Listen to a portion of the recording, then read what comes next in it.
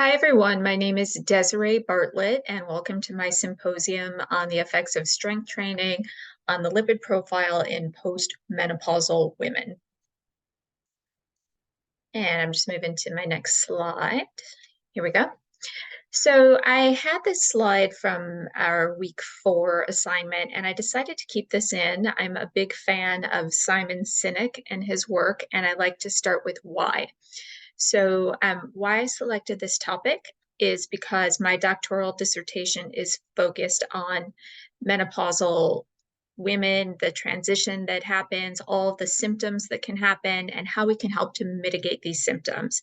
And it's helpful to me to understand the physiology underlying certain types of strength training once women have crossed over into the postmenopausal years.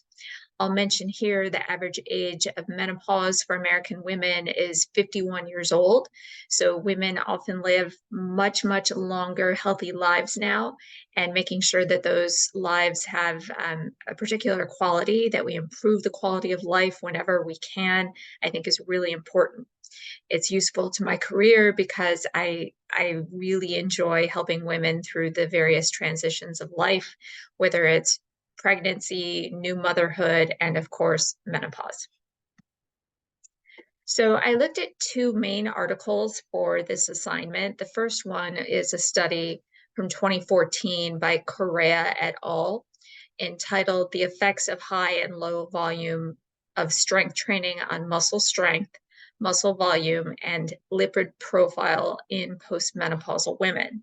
And it was actually this article that inspired this work and this particular symposium, because I thought that was just really fascinating. As pardon me, as a woman of a certain age, I myself tend to have high cholesterol, more so because of genetics. It's something I've had my entire life, but I'm interested in ways that I can help other women, including myself, to keep these numbers in check.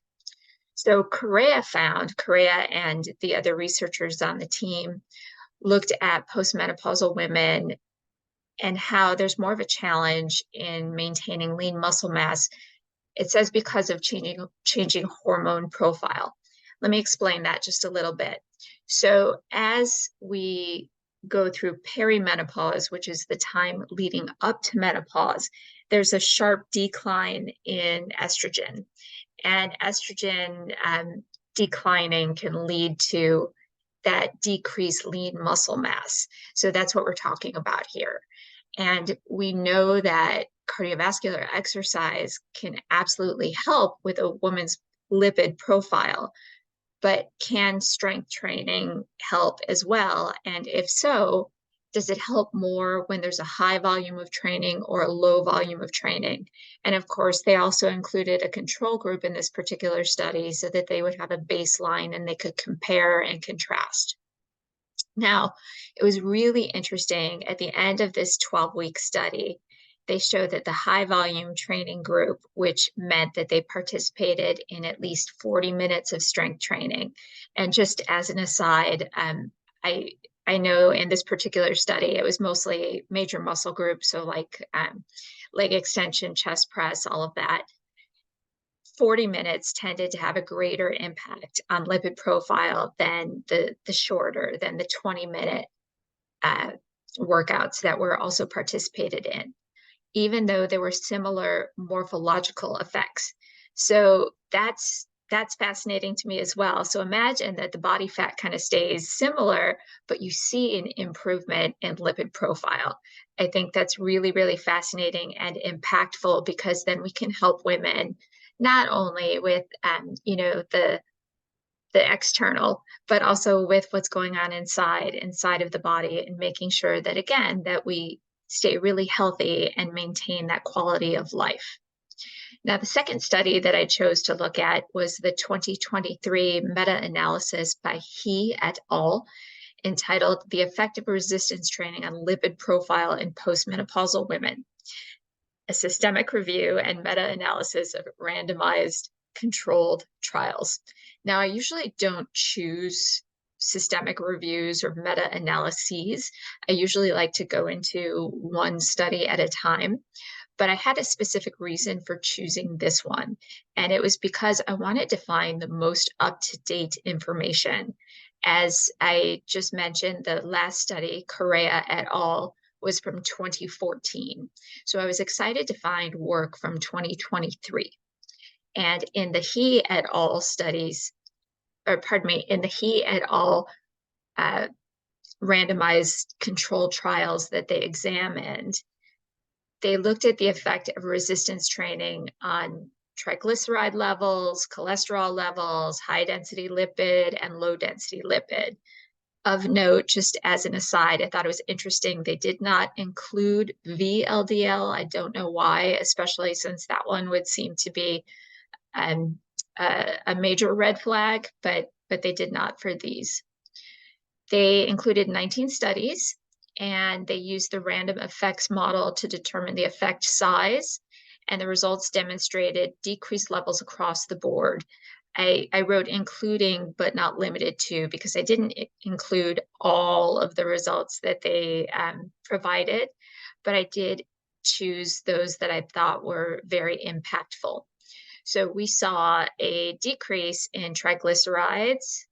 We saw a decrease in total cholesterol. You can see the difference over there. We saw a decrease in high density lipids, but only in the participants who were obese, which is fascinating because I think, especially as kinesiological professionals, we know that HDL doesn't always have to be, a scary number, and some people even refer to it as the healthy cholesterol. So it would indicate to me that by taking down the overall numbers in obese women who are postmenopausal, that's actually a good thing here when we see that decrease of HDL.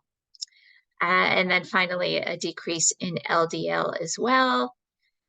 And so this is exciting to me because now we can start to dig into what are the mechanisms that cause this to occur. So let's look at the mechanisms on this next slide. I've listed them out here. The first one that I've listed is muscle mass increase. How does this work?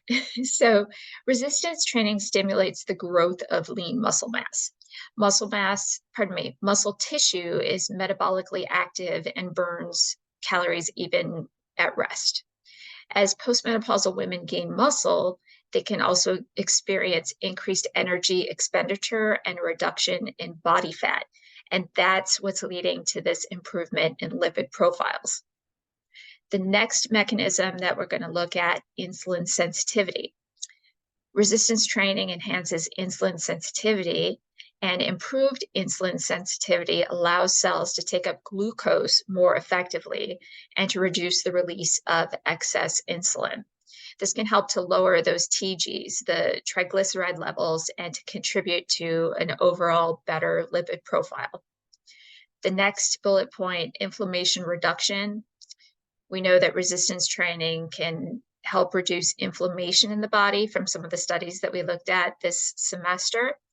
Chronic inflammation is associated with increased LDL levels and may contribute to the development of atherosclerosis. So by reducing the inflammation, resistance training can help lower that LDL.